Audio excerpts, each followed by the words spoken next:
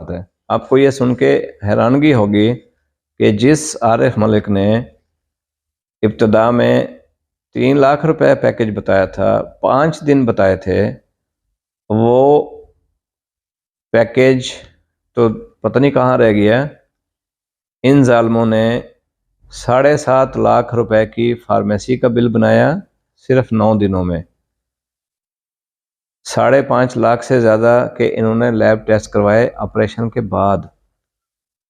जो स्क्रीनिंग पहले होनी चाहिए थी, उस पेशेंट पेचीदगी में जाने के बाद इन्होंने टेस्ट पे टेस्ट करवा के 5.5 लाख रुपए से ज़्यादा का बिल बनाया। लैब भी डॉक्टर उस्मान मलिक साहब की मिसेस उसकी लैब की डायरेक्टर हैं, मालकन हैं। तभी हर मेरे ख्याल 3 घंटे के बाद एक सैंपल निकाल के भेज दिया जाता था कि जाओ इसका टेस्ट करवा के आओ, और रिपोर्ट देखे बगैर अगली दवाई भी लिख दी जाती थी। इसी तरीके से इन्होंने वेंटिलेटर, आईसीयू बेड्स के नाम पे तकरीबन 35,000 रुपये पर डे के हिसाब से वो चार्ज किए, और तकरीबन 13-14 दिनों के चार्ज किए इन्होंने। अपनी ही कोताहियों से पेशेंट को पेचीदगी हुई। अपने ही हॉस्पिटल में मौजूद जो मेडिकल स्पेशलिस्ट बैठी है, वो ग्राउंड फ्लोर से फर्स्ट फ्लोर पे लिफ्ट के ज़रिए जाके मरीज़ को चेक करती है। 3500 रुपये पर विज़िट चार्ज करते रहे। और इससे बड़ा जुल्म ये कि जब किसी प्रॉब्लम में उसको कॉल करते थे, उनका नाम डॉक्टर हिना है, वो आगे से जवाब देती थी कि काउंटर पे 3500 रुपये जमा करवा के मुझे रसीद भेज दो, मैं आके पेशेंट को देख लेती हूँ।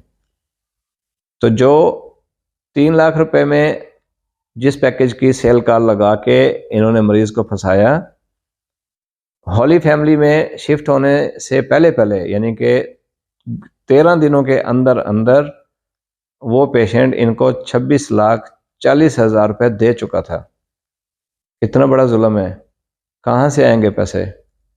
अच्छा, फिर अगर आप ये पेशेंट को कहते हो कि 5 दिनों में आप ऐसे ही ड्राइव करके घर जाओगे जैसे ड्राइव करके आए हो, तो खुदारा कम से कम पेशेंट को फिर क्लियर गाइड तो कर दो।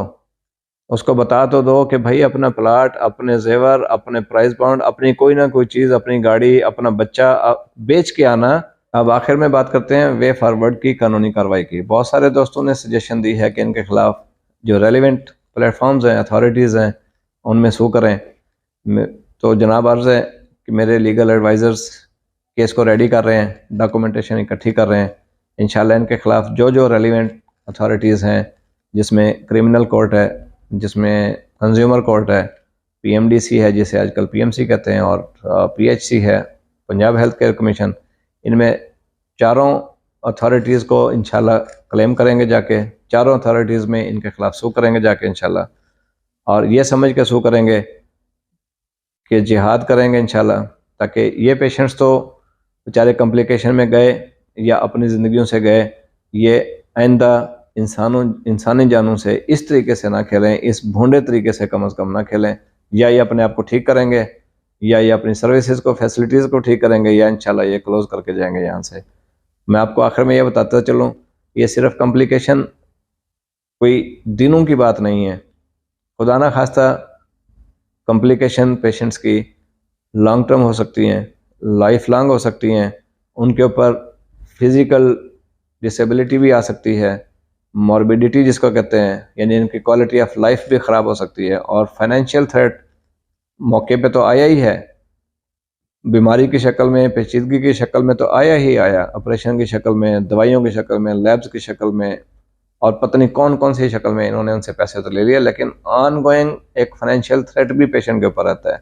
इसलिए करंट और ऑन गोइंग फिज़िकल थ्रेट्स और फाइनेंशियल थ्रेट्स को मद्देनज़र रखते हुए इंशाल्लाह इनके खिलाफ एक फाइनेंशियल लायबिलिटी और डैमेजेस क्लेम भी करेंगे इंशाल्लाह।